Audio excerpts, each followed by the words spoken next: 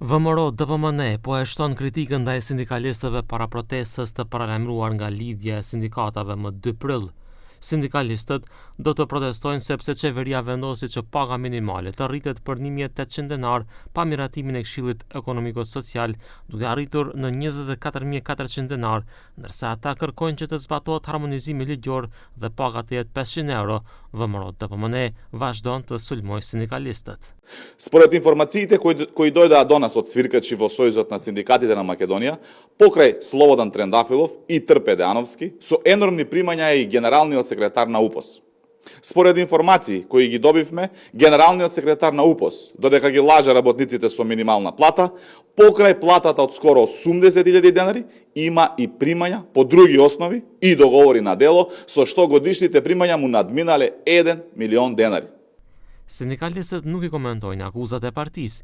Në konferencën për media të javës së kaluar, ata u ankuan se ende nuk janë zhvilluar negociata me shumicën e sindikatave të degëve për nivelet e pagave në sektorin publik, siç parashikohet në marrëveshjen e përgjithshme kolektive.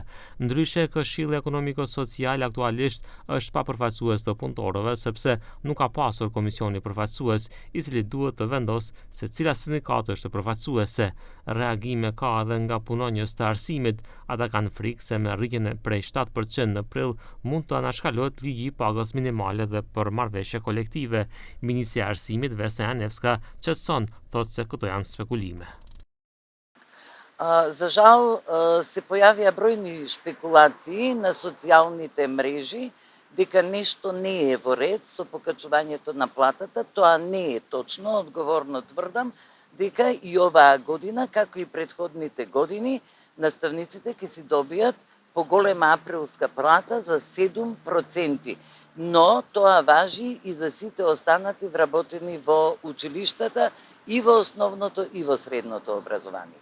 Kryeministri u mbor sot se edhe punonjësit e shëndetësisë do të marrin paga më të larta në muajin prill bashkë me rritjen e mëparshme në fund të vitit të kaluar prej rreth 15%.